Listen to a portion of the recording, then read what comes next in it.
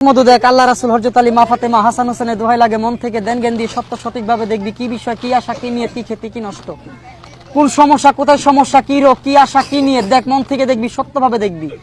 সঠিকভাবে দেখবি মন থেকে দেখবি যেন কোনো কলঙ্ক না আসে যেন দুর্নাম না আসে একলা ধ্যান দিয়ে দেখ মন দিয়ে দেখ তাহলে মধু হাওয়া বিবির হাত দেখছো কি খাওয়া দাওয়া দেখছো না না না খাওয়া দাওয়া দেখে নেই চলাফেরা দেখছো ইনার ভিটা বাড়ি কোনো দোষ ঝামেলা দেখছো ইনার শরীরে কোনো সমস্যা আছে তা দেখছো বলছে রাইট ওনার শরীরে সমস্যা আছে কোথায় সমস্যা আছে ওনার সমস্যা কোথায় কোথায় আছে মধু কমলি না কোথায় কোথায় বলছে তিনটা জায়গায় আছে তিনটা জায়গায় আছে হ্যাঁ কোন জায়গায় আছে কোন জায়গায় ওনার সমস্যা হ্যাঁ হ্যাঁ বুঝেননি এটা বুঝেননি কি আপনি মন করেন না টাইনা নেয় ওই টাইনে নিছে ওই যে দেখান ওই দেখাইলো এই হাঁটু থেকে দুই হাঁটু থেকে কোমর পর্যন্ত ওনার ব্যথা আছে আছে না খালা আছে আপনি হাঁটু থেকে কোমর পর্যন্ত ব্যথা আছে হাসা কথা কইেন হ্যাঁ আছে আছে হাসাই এরা জিগান আর একটা সমস্যা কোথায় ওনার মেন প্রবলেম কোথায় দেখিয়ে দাও কি দেখাইলো কি মাথায় কি হইছে মাথায় ব্যথা উনি কি মাথা খারাপ কথা কি হাসা হ্যাঁ হাসাই তো হাসাই না ওনার কি মাথা খারাপ পাগল না তাহলে কি ও বলছে অতিরিক্ত টেনশনে অতিরিক্ত চিন্তা করে অতিরিক্ত টেনশন করে রাত্রে ঘুমাইতে পারে না এই কারণে মাথা ওনার সমস্যা হয়েছে হাসাই টেনশন করেন কি টেনশন আপনি এই যে বলে দিবে কিসের টেনশন ও বলে দিবে হ্যাঁ আচ্ছা দেখি কিসের টেনশন গাড়ি বাড়ি ধন সম্পদ না না না না ধন সম্পদের টেনশন নাই গাড়ি বাড়ি অর্থের টেনশন না না টাকা পয়সার টেনশন তাহলে কিসের টেনশন ও বলছে আমার মতো ছেলে সন্তানদের নিয়ে উনি টেনশনে আছে মানুষকে অতিরিক্ত ভালোবাসছে অতিরিক্ত বিশ্বাস করছে কিছু মানুষের কারণে ও উনার সোনার সংসারে আগুন লাগছে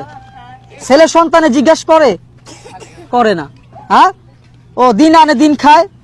পারলে খায় না পারলে কি না খাইয়েই ঘুমায় জিগান কি ব্যাপার হাসানি হাসাই তো না যা কয় তাই কর না মধু উনি কি করলে ওনার সমস্যাগুলো দূর হবে কি ডাক্তার দেখাবে কবিরাজ দেখাবে আইদানি বাইদানিদের কাছ থেকে সিঙ্গা লাগাবে ওষুধ না খাইতে পারলে কি করবে ও আল্লাহকে ডাকবে নামাজ পড়বে কয় অক্ত এক অক্ত দুই অক্ত তিন অক্ত চার অক্ত পাঞ্জেগানা নামাজ পড়বে বলছে যতদিন আল্লাহ ওনাকে বাঁচিয়ে রাখবে উনি নামাজ পড়ুক আল্লাহকে ডাকুক আল্লাহ পাক ও জানে শান্তি দিবে আরামে ঘুম দিবে বুঝছেন উনার রোগগুলা কি ভালো হবে হবে না জিগান কেন কেন হবে না কেন হবে না চিন্তা রোগ মানে টেনশন রোগ এই রোগ ভালো হয় না এই রোগ ভালো হবে কবে